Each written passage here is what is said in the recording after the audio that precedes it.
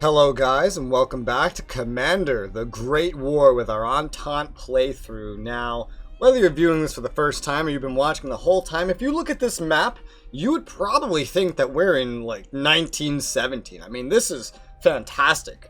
Green is good and red is bad, and we're doing pretty great overall. But Russia never got this far. France took until the end of the war to push this far. They needed the combined help of the land armies of Great Britain, the USA. They couldn't do this by themselves, but here we are in 1915. Our last turn saw some great progress. We retook Belgium. We've pushed heavily with Russia. The Ottomans were just kind of holding or trying to hold. We're very set up to hold with the British in Egypt. Maybe not push. But we are very not set up to hold with the Russians, and we're going to try to address that this episode. But on the main fronts, we're holding with Serbia. Russia's gaining lots of land in the north in Germany, specifically. And there's a few dire situations there left over from the winter that we're trying to capitalize on.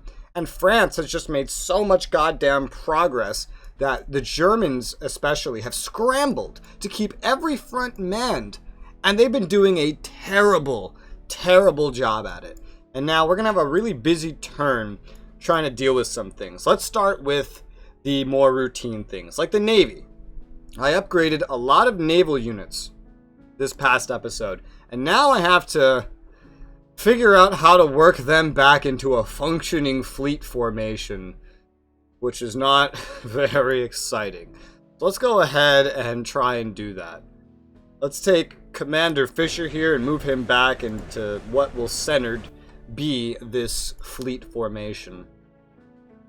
And which ones also need to find their way over here. Basically all these light cruisers, these two dreadnoughts, submarines. I don't think the submarines have an upgrade. I just tested, and no, the submarines do not have an upgrade, so that's okay. So let's move the dreadnought up there. Alright, cool. We can upgrade it up there. This needs to go. This will go back into its formation, where it will serve as a little screening force.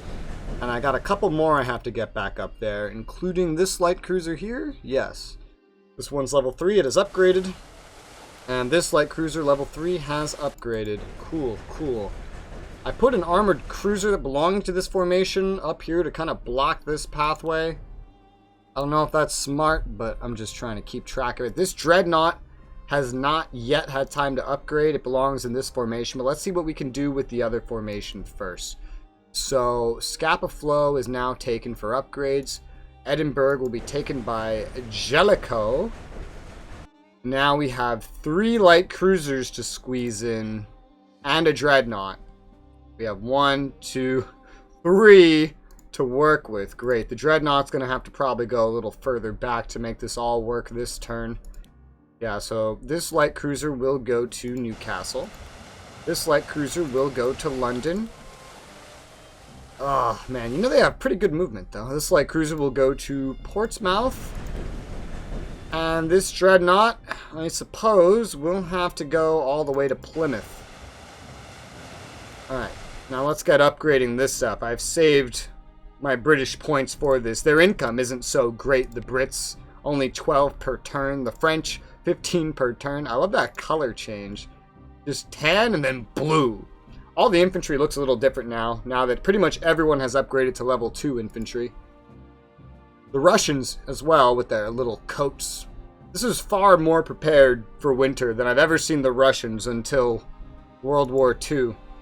The Belgians are not yet ready to upgrade. Neither are the Serbians. Hey, they look just like Russians, just with smaller hats and slightly different colors. Alright, what was I doing? I'm getting distracted. Dreadnought, light cruiser, light cruiser, light cruiser, dreadnought, dreadnought.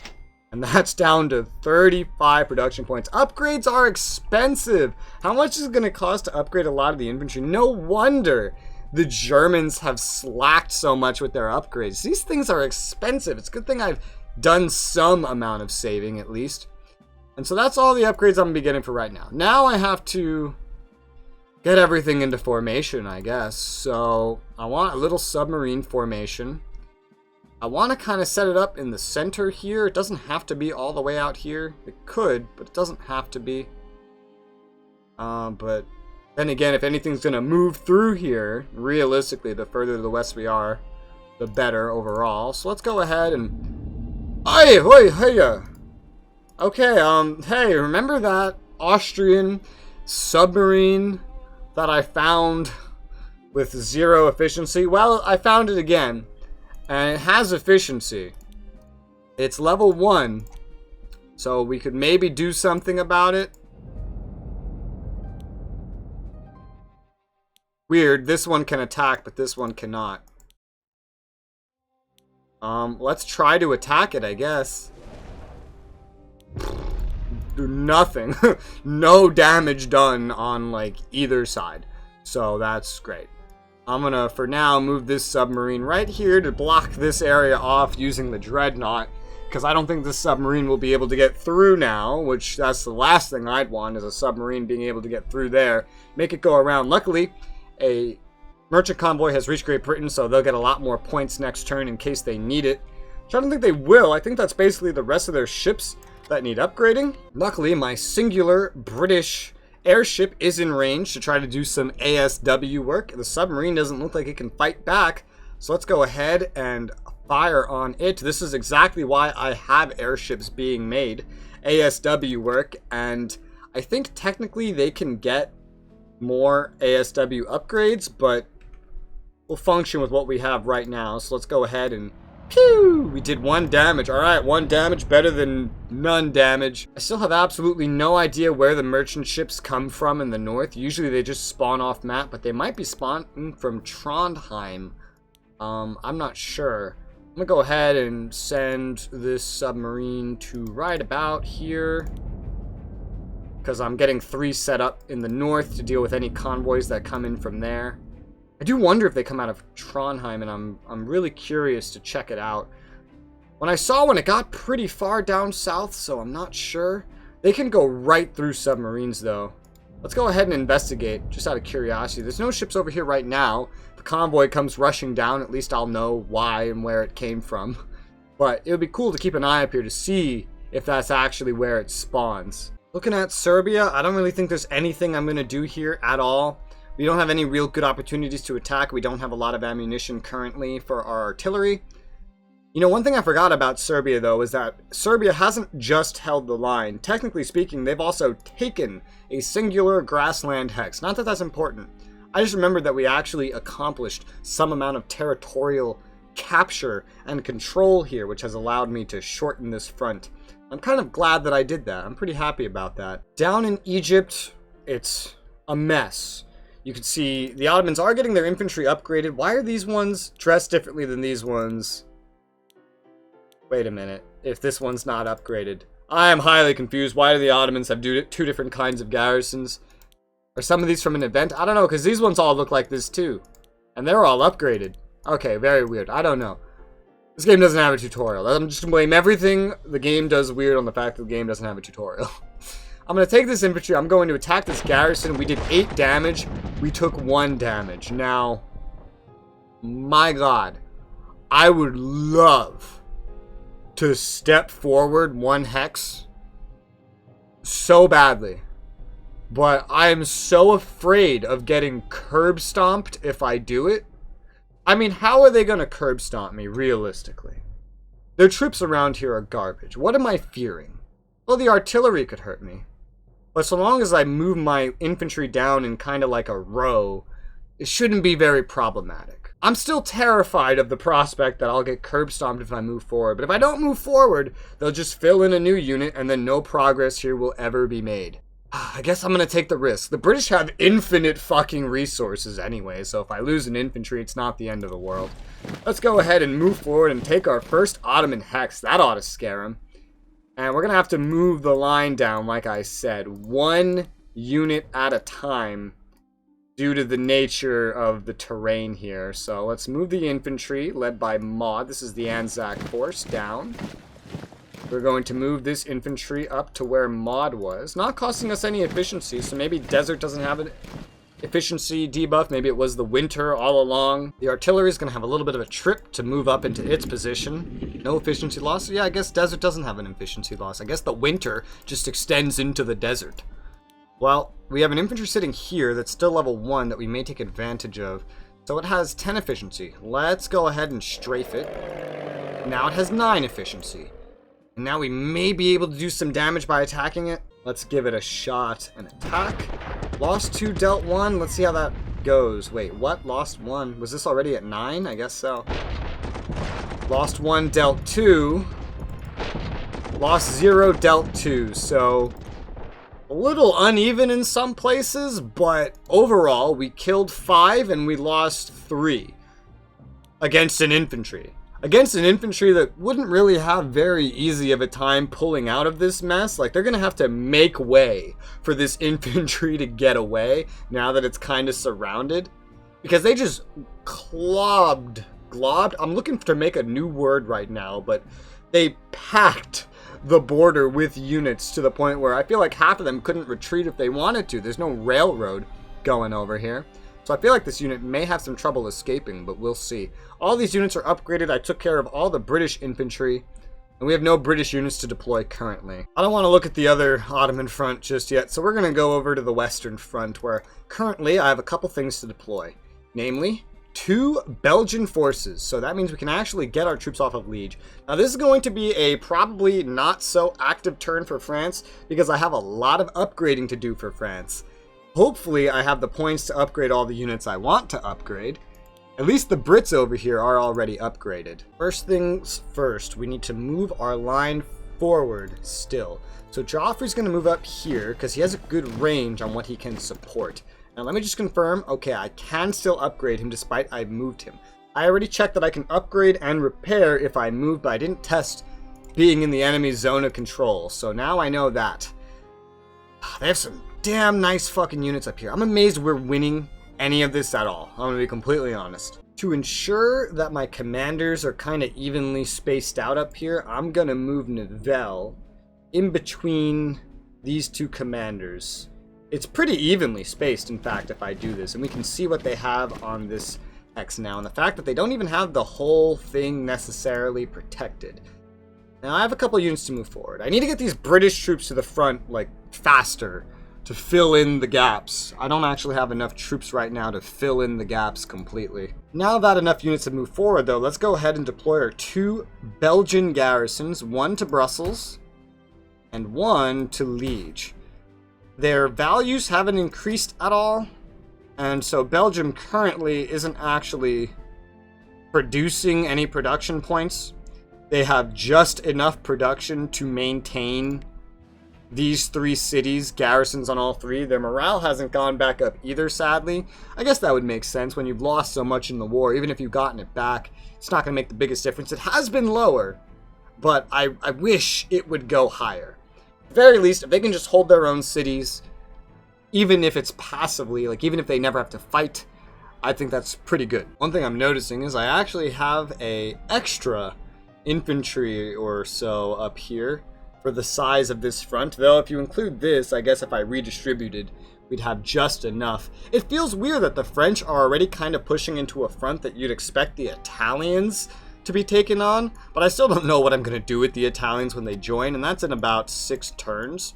Thankfully, Bulgaria seems to be far off, and for some reason their number has been in red for a couple turns, and it hasn't moved from 20 plus, whereas I feel like it's supposed to. Maybe we're doing something to delay it? I don't know. Maybe it's being delayed because Serbia hasn't fallen. This is just one of those instances where I don't know how much control I have over the game, and the game doesn't tell me anything. I have no way of knowing why this has stayed over 20 plus for like 10 turns. Like, at the rate Italy and Bulgaria were going down, it looked like Bulgaria was supposed to join 10 turns after Italy. That is seeming less and less true by the turn, and it's red, which has me thinking that it's like frozen or something. I have absolutely no idea, and there's no way of telling.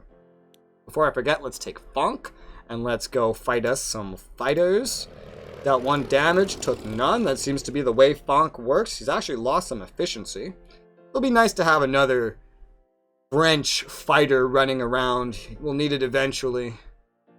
Let's see, for now, though, I'm going to take, let's see, this French infantry, and I'm going to move it down by Frankfurt. I'm going to take this garrison. It's going to have to be a garrison. And I'm going to plug it in here just to hold the line. It's not going to stay there forever, but just to hold the line for now. Eventually, one of the British infantry moving up will replace it. Speaking of those Brits, let's get them moving, why don't we? The Canadian Expeditionary Force is going to move this way, and the British Expeditionary Force is going to, I have no idea, I guess follow close behind? I don't really know where to position this for max effectiveness, but I guess crossing rivers is probably the last thing you want to do. They have been heavily attacking this French infantry unit, so I'm going to make him fall back just a touch, where I'll be able to recover some of his losses. I'll move a garrison up, a fully ready for action garrison in his place. And as for this last garrison, I think I'm going to move it south. Yes, in fact, I think I'll move it south, because I have some plans in the south. So let's go ahead and move the garrison south, get it moving in the right direction, split our current garrison force up. How many do we have? 1, 2, 3 active. These are going to be needed to place on different cities, and we seem to be lacking them for sure. We actually have plenty of infantry. I'll probably want to make more garrisons the next chance I get. Of course, we're going to be wasting all of our points on upgrades, which turns out, I learned, infantry upgrades apply to cavalry as well. I found that pretty interesting. And while I want to upgrade everyone, I don't know if I'll be able to do that, but let's start taking a look at what we can upgrade. Units on the front are definitely going to get priority. So this may be a little bit quieter of a turn, but there's a reason for it. So we're going to start up in the north and then work our way south. Let's upgrade you. And we can actually see a slight aesthetic difference there. They got rid of the red. Ah, more camouflage color. Yeah, that's right. The French were wearing very flashy colors at the start of the war. Go ahead and repair you as well. No one else on that line needs to be repaired. So upgrade. Upgrade. Upgrade. Like anyone I'm not going to attack with, and nobody in the north really needs to attack right now. You are definitely not going anywhere, I don't think. I mean, you could attack Stuttgart, that's for sure. Let's first get this unit repaired, and we'll upgrade him while he's here, just, you know, because he's here. Heck, we'll go ahead and upgrade this garrison too, since it's putting its life on the line. As much as I'd like to upgrade all of these southern units, the Germans have left me an opening that I just have to take advantage of. So the first thing I'm going to do is take this cavalry, and we're just going to move it right up next to Stuttgart, where it will be able to do some damage to someone. That much is clear. Who, I'm not sure what the target is going to be quite yet. I can even move these infantry up a good bit as well, in fact. I could move up all the way to here, try to force them to do something drastic, but given the current borders, I don't want to be too hasty here. And there are opportunities to the north and to the south. So I'm going to move on to the fortifications that they have kindly left me here. I plan to use this garrison to fill in this area once it comes down to it. So I'm actually going to go ahead and upgrade that garrison as well. And now we got a lot of opportunities. We have planes we can attack. We have garrisons we can try to drive off. I suppose we'll start up north here and start with a fighter attack on these enemy fighters. We dealt 1, we lost none, perfect. And while I could start artying this garrison, I'm actually going to arty the planes instead. Because apparently I can do that. So let's go ahead and arty the planes. We dealt 3 fucking damage to this group of planes. That's great. That should take a nice chunk out of their production points. The more I hurt their production points, the better. No one here can attack yet, otherwise I would put pressure here. They don't have enough strong units here compared to what the French combined with the British have to be able to hold off what we have coming at them. They're focusing too heavily on other fronts, but even then they're spread pretty thin. Now let's try doing some damage where I can. First and foremost, this infantry is going to just attack Stuttgart. We dealt 2, we lost none. Alright man, that's better than I could have hoped for necessarily. Let's follow up with Patain attacking Stuttgart. We dealt 4, we lost none. Now I'm split between trying to finish off this fighter unit or finish off this small garrison and just capping Stuttgart right now. But I know I do need to move this fighter up, so let's get this out of the way. I'll move it into these fortifications to the south. I don't know if fortifications even help a plane. I just don't want to put it too close to our infantry in case my infantry need room to retreat.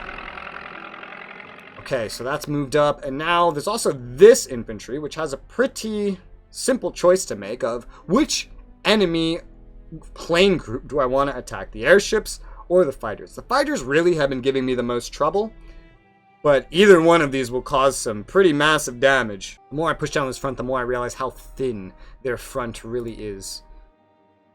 Oh man, okay, so let's probably go for the fighters first. I want to do as much damage as possible. We dealt 4, we lost none. These fighters are going to retreat. That much is obvious. Let's attack this fighter group as well. We dealt 9, we lost 1. Oh man, I want to push up so badly, but I'm not going to fuck over my cavalry like that. No way, Jose. Nice, we got rid of a fighter group right there. That is 30 production points to make, and it's gone. That's why I went for the fighter group instead of the small garrisons. Small garrisons are free, and I can destroy them pretty easily. You don't always get a chance to destroy fighters, and fighters actually cost an amount to make, and they cost amounts to repair. So that's why I'm going for them first. And they've been really annoying lately with the fighters. I've been able to do a lot less with my planes as a result. But we're really chipping away at their fighters. And once we get rid of their fighters, things like airships can't do anything. We could just shoot them out of the sky, no problem, strafe all we want, bomb whatever we want. This is a pretty good situation for us. Now I have a limited amount of points I can spend for France, but I essentially know how I'm going to spend them. We are going to upgrade this garrison and then all these ones. Do these need to be upgraded? No, they do not. But we have 15 income. That should be enough to do any repairs and upgrades that we can do next turn. It's not going to be so bad. If we keep having a chance to push in the south, I probably won't upgrade in the south yet anyway. So let's go ahead and upgrade all of these. Again, they don't need to be, but they may be needed on the front eventually. I don't know, and I'd rather have them ready now.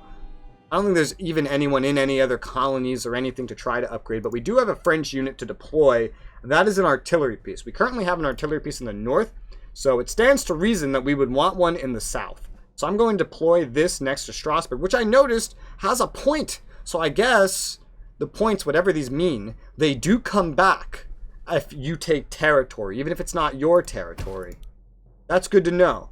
It just might take a while. And then I think this adds to your production, which is good because France needs more production. So if Metz and Strasbourg get producing, that will be fantastic. If Brussels gets producing, that would also be fantastic because then I could utilize some Brussels infantry or something for some purpose. Now to deal with Russia. I'm saving Russia for last at this point, not just out of habit, but because none of this is easy to deal with. Everything is on edge. Over here, there's not much we can do. We're barely holding our lines as it is, and they keep being this huge annoyance with our garrisons. They keep annoying the hell out of me with their constant attacks. Hopefully the upgrades we'll be able to get will help remedy this situation. For right now, let's repair these 2 garrisons. And we're going to upgrade them and pretty much everything else on this front. So that'll be infantry, cavalry, garrison, infantry. Do they even change? Like, do their Russian models change? I think the infantry stay looking pretty much the same. I don't know about the garrisons. Yeah, they all look the same. I think they're looking the other direction. No, maybe not. Okay, that's weird.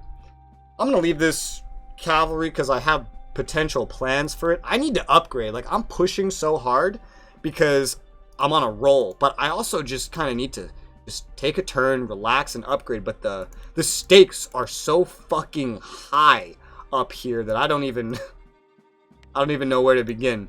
Let's go ahead and Artie Posen. 0 damage, hopefully hurting its efficiency a little bit. I don't really know if this is a good idea. This cavalry's going to have trouble escaping. It's in a pretty dire situation. I'm going to move Brusilov up right behind the cavalry to extend his buffs around and see what I can maybe accomplish this turn. Our enemies have been pretty hyper-aggressive, so a lot of them aren't going to have an ability to recover a mass amount of efficiency this upcoming turn. Some of them might, and they've been getting reinforcements, and I hate to slow this down.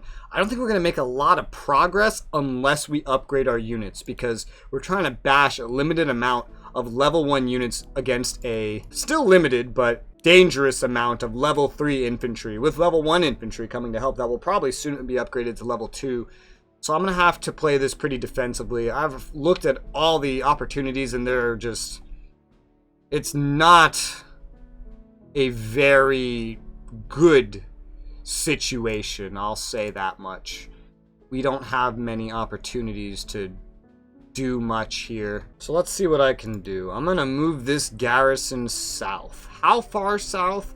Just a little south, just to kind of cover this as a front. This infantry will move into its place to begin a siege on Posen that is inevitable. Yudenik. Oh, Yudenik. What are we going to do with you? Well, I think we naturally need to focus on enclosing this area and extending my buffs if possible, especially to this cavalry. There is some damage we could do here with Yudenik. That is for sure, but I think just... Again, they've been so hyper-aggressive, I don't think they're going to recover that quickly, but I can get pretty nice power-ups if I choose to be defensive this turn, so I think I will. We're going to repair this cavalry where it is, this garrison, this infantry, and we are going to upgrade pretty much everyone that we're looking at right here. So, bam, bam, bam. They definitely don't change their character model, by the way. Bam. +4 base defense to everybody. I certainly hope this helps, because we only have 6 Russian manpower left. I didn't really have much of an ability to do anything there, that's for sure. I'm going to save these last 6 points for down at the Ottoman front. We could do some damage here, but it would be better off for sure upgrading all of these infantry and garrisons to level 2 so that the Ottomans have a little bit less success. We are down to 0 production points. We do have an income with the Russians of about 17 right now. It's probably going to get a little worse when I start deploying some things, maybe, but hopefully enough to handle ourselves in the upcoming turns. We have an artillery piece. I'm going to deploy that. It's definitely needed down by Austria. No fucking argument. Try to put an end to this fucking situation by Lemberg.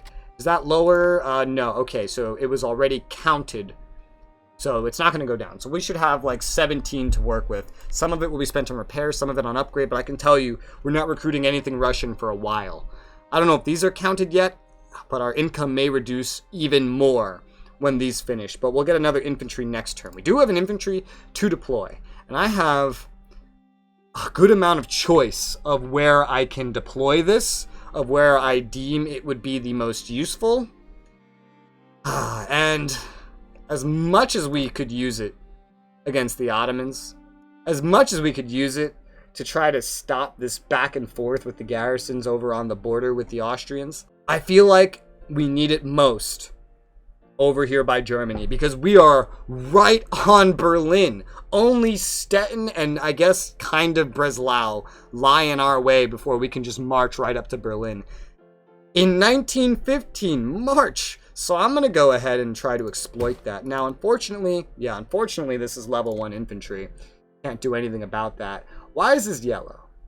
Is this trying to tell me, oh, hey, you can upgrade it, you'll just go into the negatives? I've checked and no, that is not what it means. Since I couldn't upgrade this cavalry, I'm also going to send this up northwest where it could be of more help. We don't need to guard this anymore because they're retreating most of their troops from Krakow now that we're not even attacking Krakow. There's no benefit in trying to attack Krakow except for the fact that we could maybe take the town, but we don't have the troops to take the town because we're driving on Berlin, and I dare say that's more important.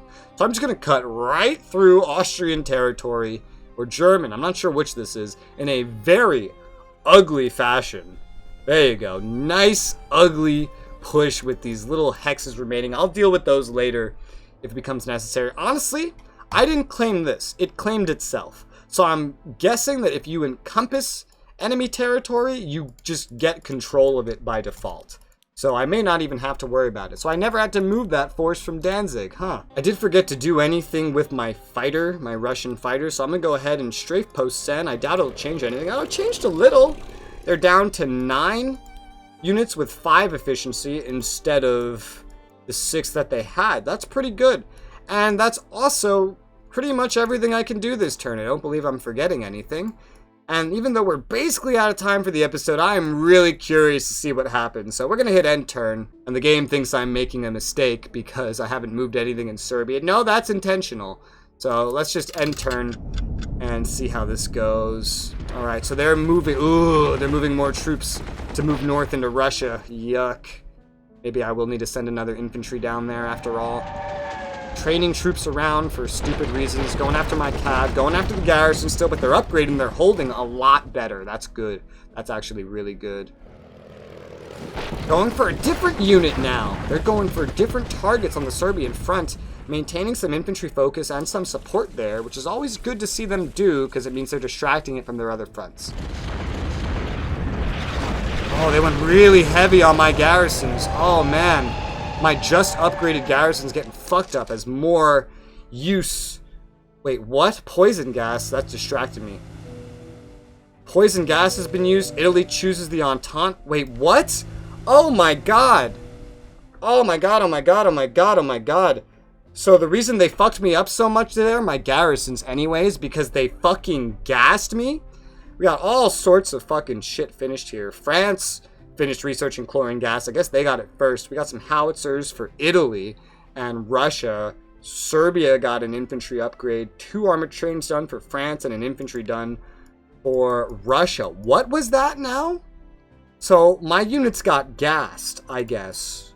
They must have gassed one of my garrisons. From what I can tell, artillery just automatically uses chlorine gas or gas in general if you upgrade it once you get the research.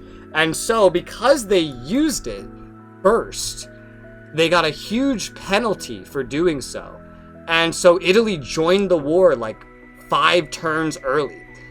Bulgaria is still stuck in this 20+ turn loop, so I'm guessing we're doing something to stop them from joining. Romania is now set to join, and Portugal's now set to join in a little over 25 turns.